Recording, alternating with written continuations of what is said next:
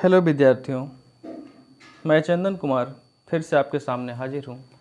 Exercise 5.1 NCERT class 10th के question number 4 को लेकर। इस क्वेश्चन में हमसे कहता है which of the following are APs, which of the following are APs if they form an AP, find the common difference D and write 3 more terms. तो यहाँ हमने 2 ही क्वेश्चंस को लिया है, हालांकि इसमें और भी सारे क्वेश्चंस हैं, लेकिन 2 क्वेश्चन से हम और भी रेस्ट क्वेश्चन को समझने का प्रयास करेंगे।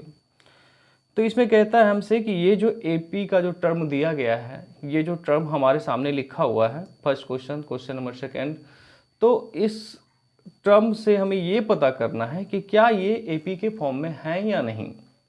ठीक है, यदि एपी के फॉर्म में है, यहाँ कहता है if they form an AP, यदि एपी के फॉर्म में है तो हमें कॉमन डिफरेंस निकालना है, जिसे कि हम किससे डिनोट करते हैं, डी से। फिर हम कॉमन डिफरेंस निकालने के बाद हमसे कहता है कि एंड राइट 3 मोर टर्म्स, और हमें क्या करना है, यदि ये जो टर्म है एपी के फॉर्म में है तो हमें 3 और मोर टर्म्स निकालने होंगे। ठीक है, तो ऐसा करते हैं, क्वेश्चन नंबर फर्स्ट को समझते हैं। क्वेश्चन नंबर फर्स्ट है हमारा 2, 4, 8, 16 एंड सो ऑन। तो सबसे पहले हम यहाँ पे समझते हैं कि कोई भी टर्म एपी के फॉर्म में तब होगा जब उनका कॉमन डिफरेंस सेम होगा। क्या होगा, कॉमन डिफरेंस सेम होगा। तो हम ऐसे समझते हैं, कॉमन डिफरेंस को हम किससे डिनोट करते हैं, डी से। ठीक है, इस टर्म के बारे में हमने आपसे पहले भी कहा था कि इस टर्म को हम क्या कह सकते हैं, A1, इसे कह सकते हैं A2, इसे A3 और इसे हम कह सकते हैं A4। ठीक है, ये एपी के टर्म के बारे में हमने पहले भी बताया था कि इसे हम कह सकते हैं A1, इस टर्म को A2, इसे A3 और इसे A4, और भी आगे जो टर्म आएंगे उसी तरीके से बढ़ते जाएंगे, A5, A6 इस तरीके से। तो हमें यहाँ निकालना है D। ठीक है, तो D निकालने के लिए हमें क्या करेंगे, यहाँ पे A2 minus A1, A2 minus A1 is equal to A3 minus A2। ठीक है, हमने क्या किया यहाँ, D is equal to A2 minus A1 is equal to A3 minus A2। अब हम क्या देखते हैं कि ये जो हमारा A2 माइनस A1 है, इसे हम ऐसा भी लिख सकते हैं, क्या लिख सकते हैं, AK प्लस 1 माइनस AK।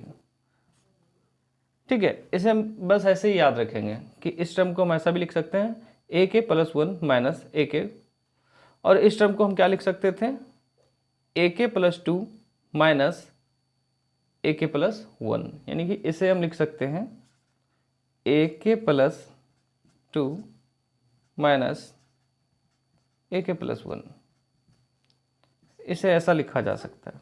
ठीक है, तो ये टर्म हमारा एपी में है या नहीं, इस चीज़ को हम समझने का प्रयास कर रहे हैं। ठीक है, तो हम इस पार्ट को अगर देख करके चले, A2 minus A1 is equal to A3 minus A2। तो A2 हमारा क्या है, 4, और A1 क्या है हमारा, 2। ठीक है, A2 हमारा क्या है, 4, और A1 क्या है, 2। ठीक है, अब यहाँ पे हमने क्या लिखा, A3, तो A3 का वैल्यू कितना है, 8, और A2 का वैल्यू क्या है हमारा, 4। अब हम इसे जब सब्ट्रैक्ट करेंगे तो ये होगा 4 minus 2 is equal to 8 minus 4 करेंगे तो ये मिलेगा हमसे 4। ठीक है, तो हम क्या देख रहे हैं कि D यहाँ पे क्या है, सेम नहीं है। D क्या है, सेम नहीं है। ये अगर 2 इज इक्वल टू 2 आ जाता तो हम कहते कि D का वैल्यू कितना है, 2 है। अगर 4 इज इक्वल टू 4 आ जाता तो हम कहते कि D का वैल्यू कितना है, हमने क्या बोला कि यदि D का 4 इज इक्वल टू 4 हो जाता तो D का वैल्यू कितना मानते हैं कि 4 है। लेकिन हमने देखा है यहाँ पे कि हमारा ये दोनों इक्वल नहीं आ रहा है। ठीक है, that is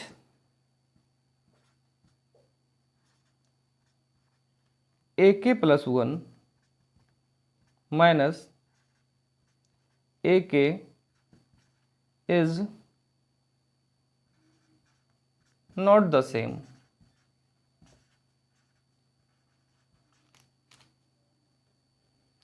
not the same.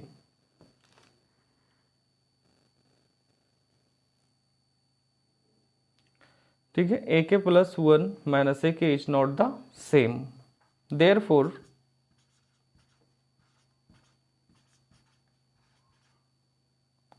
the given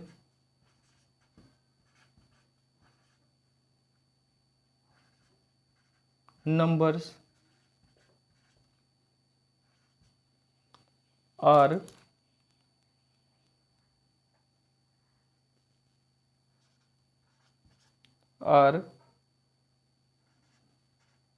not forming